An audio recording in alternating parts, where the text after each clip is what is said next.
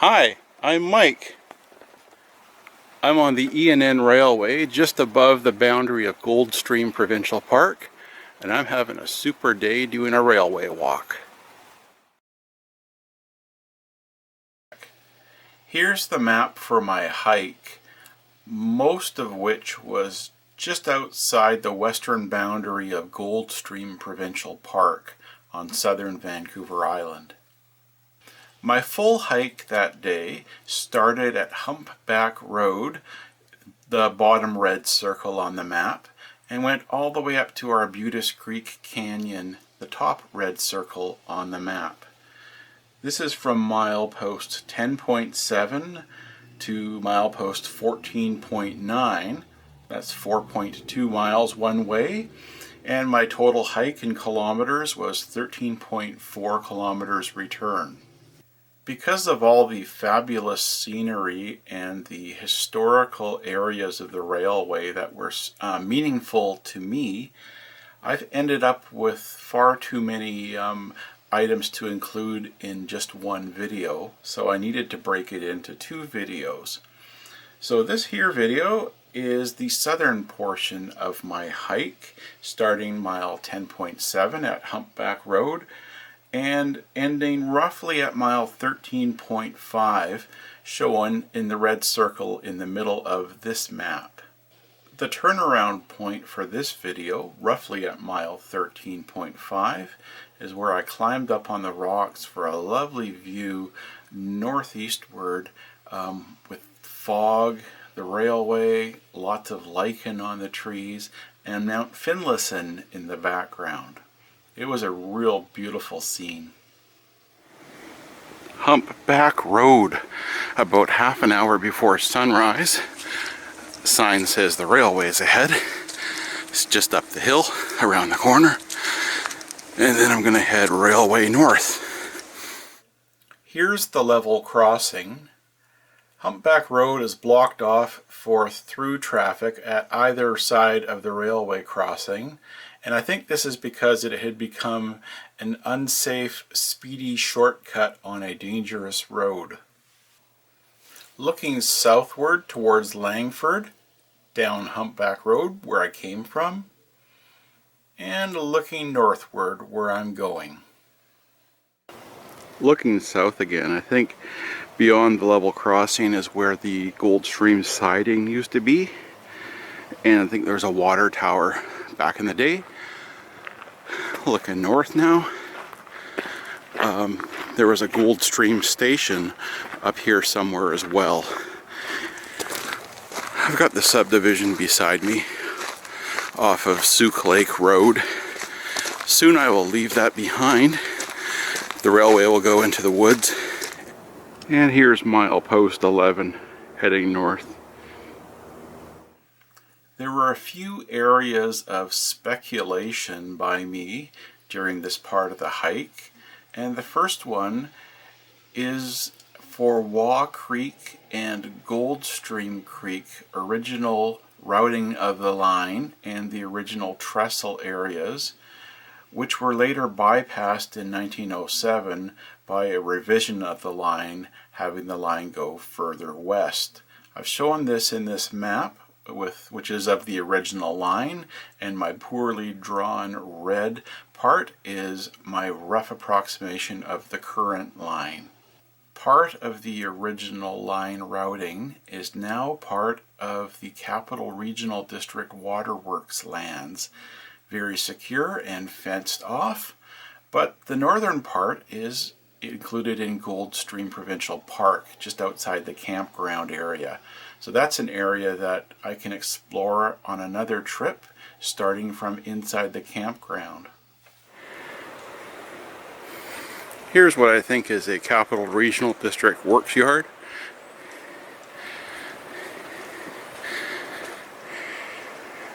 Here is what I think is the Kapur main logging road that crosses. Again, you can see how secure the public works yard is. Greater Victoria Water Supply. Okay, that's what it is. So you stay on the railway.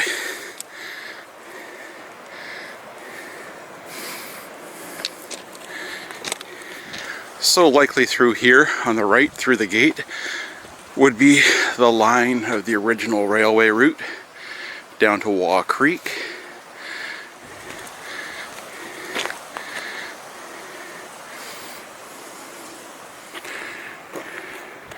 Here's the Kapur, Maine. And that's where I came from. Okay, so I'm finished up with some photographs here at the Kapur, Maine. And again, my theory is going down through the red gate there is the original route of the E&N as it made its way to the Waugh Creek trestle and then the Goldstream trestle, the real Goldstream trestle. And those were bypassed in 1907, 1908, around there. So I'll continue on the current E&N routing. I can hear Waugh Creek. So this routing is supposed to cross the creek over a culvert. Coming up is where the recreation trail parallels the railway.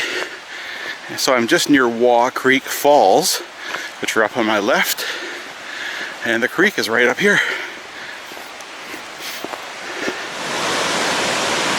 Waugh Creek Falls on the CRD's trail. Trail goes up there. Railway is here. And it continues. The trail stops. Railway goes on. A bit of a running water problem on the railway here. Wonder if this means I'm going to be waiting for a while. We'll find out. I am walking through puddles. And here's the cause up ahead here. Coming on down and flooding into the railway grade. Okay. Time for me to walk across. Try to stay a bit dry. This is the Souk Lake Road level crossing. Of course, the road is all blocked off by Capital Regional District Waterworks, protecting the water supply. Oh yeah, nice and mushy here. Okay, let's walk through. The sign says mile 11.85. Good to know. Coming up is the Goldstream. So that continues up to Souk Lake. Here's my railway and the water facility. Here comes the nice loud sound of the Goldstream. There's the Goldstream.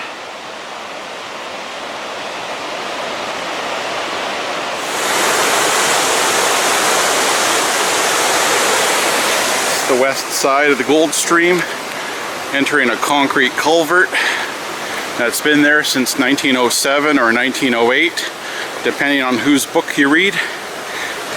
Here I am about mile 11.9, looking down at the Goldstream. Down there is the trail in the park.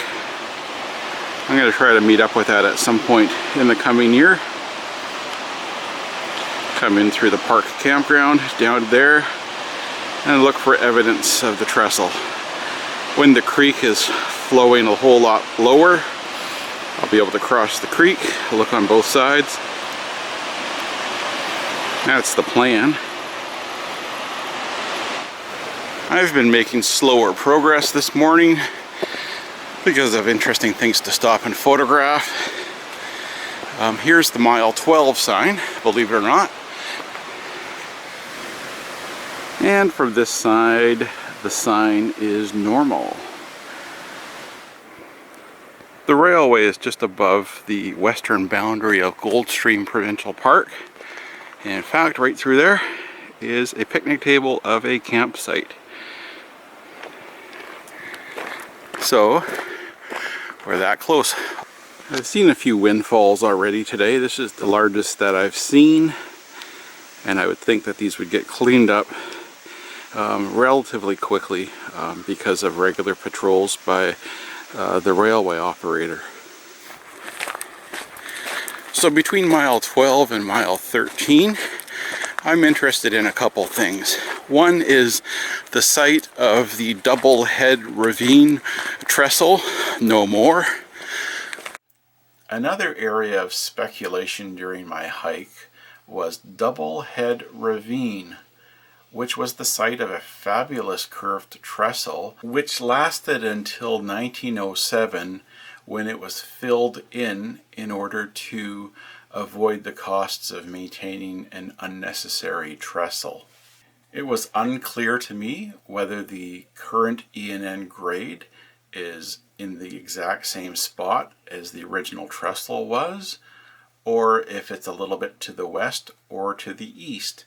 So it was all speculation on my part, and that's fun for me. I don't have to have it all figured out. I concluded that I was in the general area. This is where I begin to drive myself a little bit nuts, where I'm looking for the Double Head Ravine area, and I'm like, okay, this is built up where I am. Is this Double Head Ravine? I don't think I'm at milepost 12.6 yet. Well, there's no post, that's the issue. I have to estimate. And I am built up only on one side, so I'm guessing no. So I just keep walking, looking for evidence. It's always fun where leading up to it, it's endless speculation by me of, is it here? Is it here? I did the same thing when I was looking for Solly Junction near Port Alberni for the start of the Great Central Subdivision. Eventually I found conclusive support that I was on the Great Central Subdivision, but it took me a while. We'll see if I find conclusive support for when I'm at Double Head Ravine. I do hear running water. Okay, the sound of water is getting stronger. I am built up.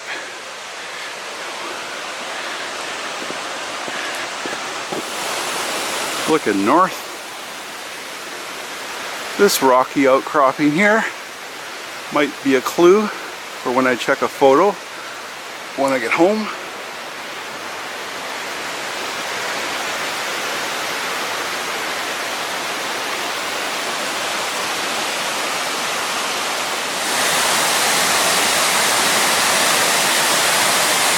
There is quite a ravine in there. Is it Double Head Ravine? I'm starting to think it is. My quest for Double Head Ravine continues, walking north, because here's an obvious spot of drop-offs on both sides of the grade.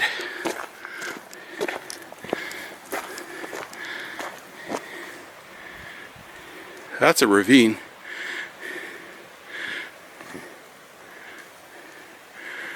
And on the left side, west side as well.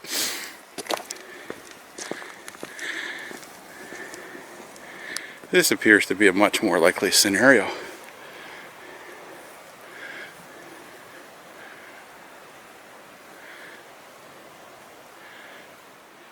And if I am at Double Head Ravine, here's the look railway south.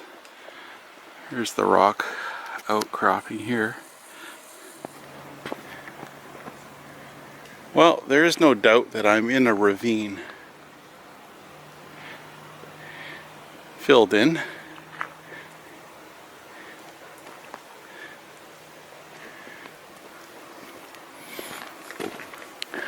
So, I'm going to say this is Double Head Ravine where I am right now.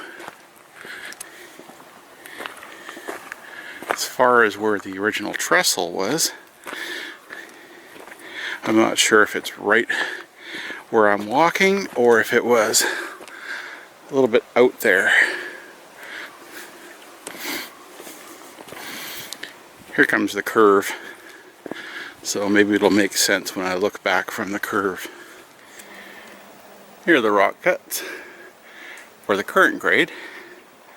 So the question is, if I get up there on that hill, will I be able to see an original rock cut grade going across the gap, basically just to the left of the current railway?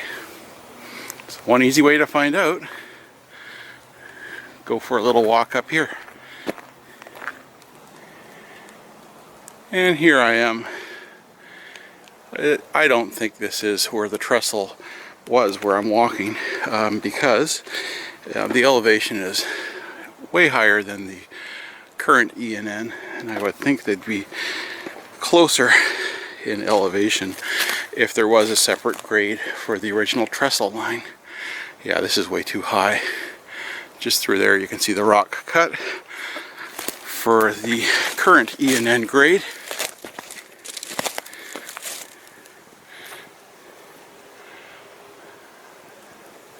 Broomweed in just the wrong place. Okay, time to head down. Looking railway south. So I'm in the rock cut.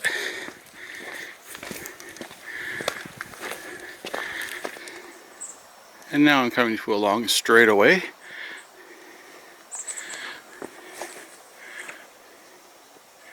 That's looking south again, so I think this was Double Head Ravine. Continue north. Another area of speculation for me during my hike was near milepost 13, where I was looking for a similar scene to an 1885 archives photo and then a 1986 photo from a friend. Those two older photos both showed parts of an old stump, and I was trying to find that, and at the time I might have thought I concluded that I found a little bit of it, but I don't really know. So any kind of conclusions that I made during the video about looking for that stump, just take them with a huge grain of salt from someone who didn't really know what he was looking for. That's me. My next bit of fun is looking for what I call Maynard's stump. My friend Maynard took a photo here in 1986, and there's a stump on the left hand side of the line, which is also visible in the 1886 photo.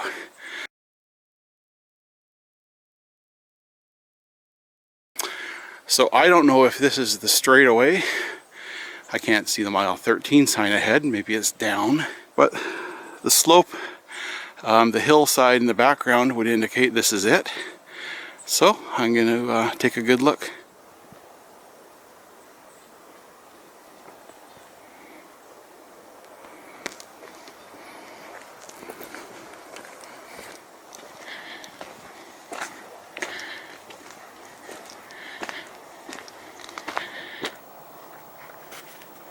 Okay, what's the stump here? All disintegrated now, covered with moss. Could it have been right through there? I don't really know. I might have found Maynard's stump. Right here.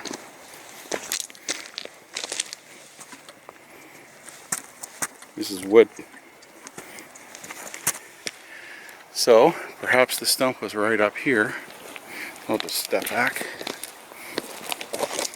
Perhaps it was right up there. There's that one, it's right there, bit of tree. So that's looking south with Double Head Ravine around the corner, I think. It's the location of the stump. And looking north and up on the right should be the mile 13 post. Okay, milepost 13, where are you?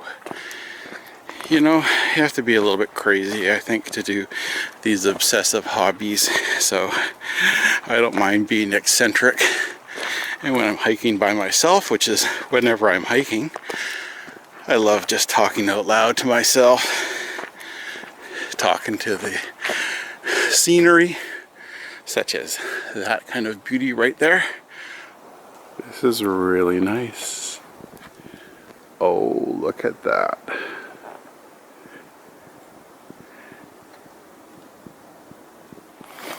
Wow. I just love a little S-curve like this with rock cuts, fog. This is so E&N beautiful. Just to conclude this chapter on finding the 1886-1986 photo scene with Maynard's tree stump. That's what's left of the mile 13 post I am concluding. And now I'll go on through this S-curve as I walk towards Niagara Creek. I was curious about finding snow. There was a snowstorm on Vancouver Island 1 week ago on the first day of winter. So there's some of the remnants of it still up here. Between mile 13 and 14, there's a lot of rock cuts, mossy rock cuts, moss-covered trees like this. So it should be very pretty. And hopefully I get to the Niagara Creek Bridge before too many Instagrammers show up. I'd like to be able to do a clean walk across the bridge. This is a nice scene here. Rock cut, arbutus trees on top, clear mountain ahead. Nice. Here's a bit of a maintenance of way dump of items. Some rail, some old ties, and that lovely curve with fog rising. Oh yeah, nice, nice. Oh, I found a nice viewpoint.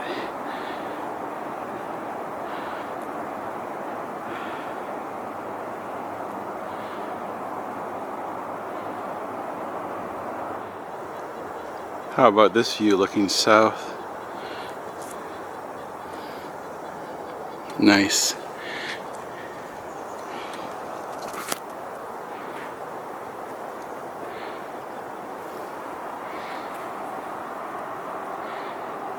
Oh, nice.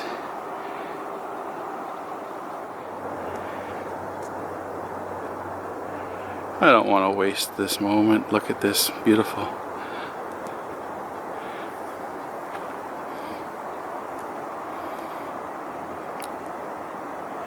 Looking out towards the Scenic Peninsula down there.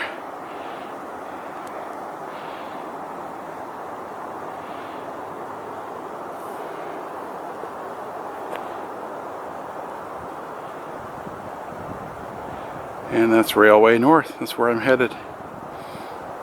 Gonna head down here first and hopefully arrive safely back down to grade level.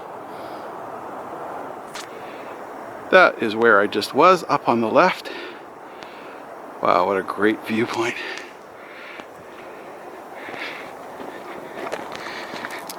I've had so much fun already. I'm really happy with photographs so far and just exploring the line.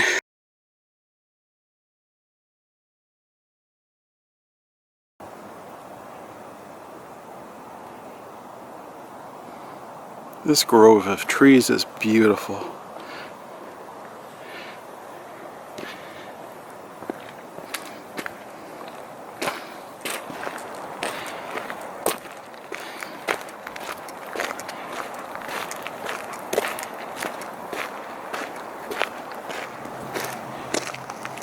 This morning I enjoyed some time up on the rock, up on the left,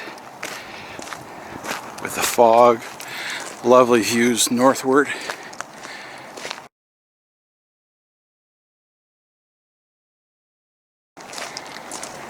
I'm glad I did it this morning in the nice light.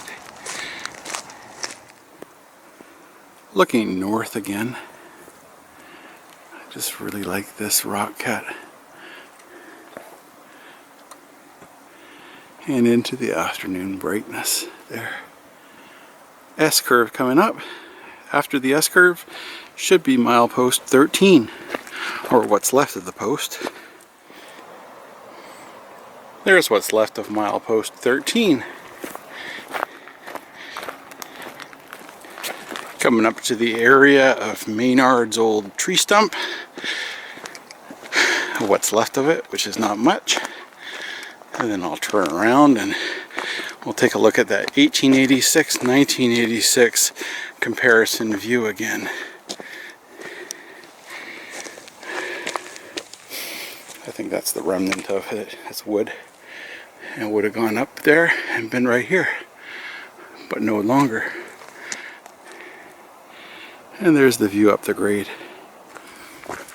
I'm coming around the corner to the area where Double Head Ravine is.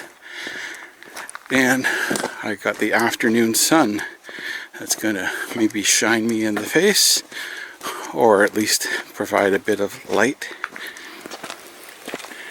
So beside me is the drop off. Perhaps this is Double Head Ravine. Double Head Ravine area, I'm presuming. Drop off on one side, drop off on the other side.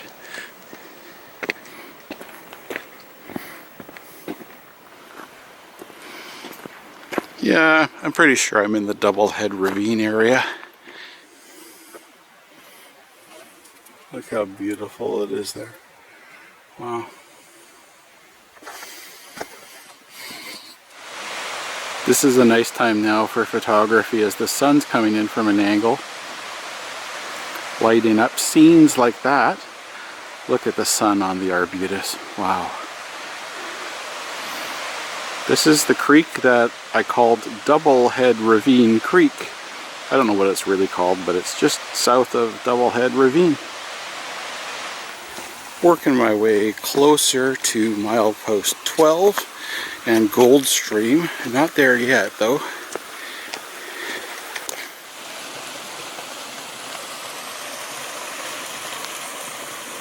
This is what has my attention. The littlest waterfall.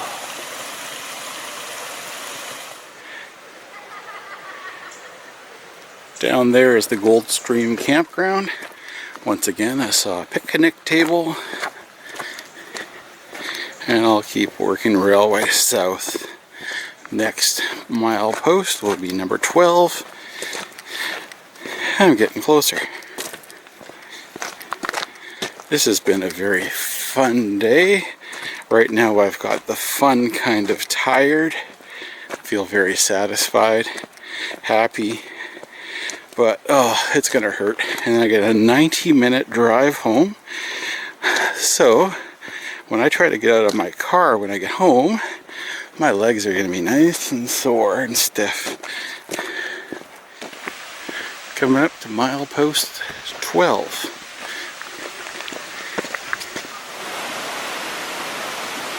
Mile 12. I needed to stop and photograph this scene. It's beautiful. Mile 12. One side it's all business. And it's party time on that side.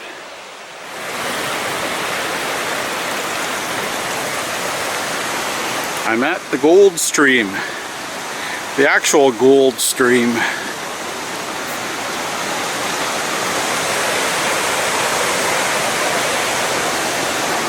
Coming up to Souk Lake Road, which is restricted access for the Capital Regional District's waterworks. Oh, that is gorgeous.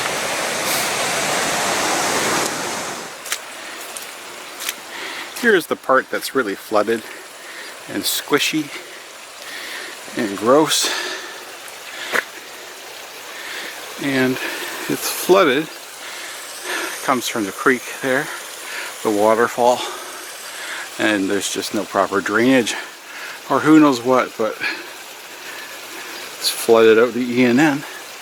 and me. The squish part. The E&N flooded.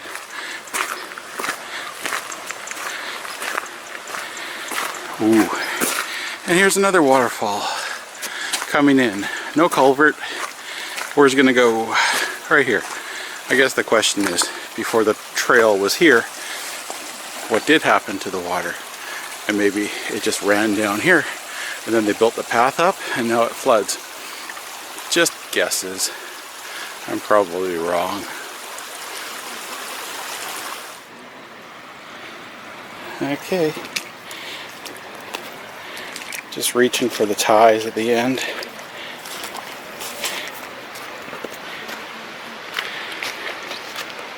Nice flooding.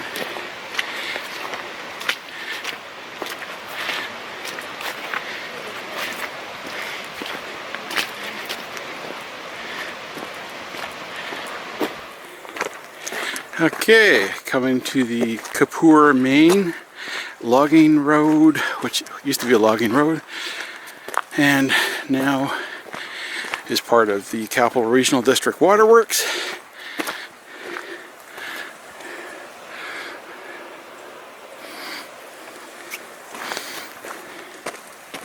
My theory is that the E&N Railway used to go down roughly in that direction to Waugh Creek and Goldstream Creek trestles. That was up until the 1907 line revision, where it moved further west. Looking railway south and north. So then the line would have gone somewhere there.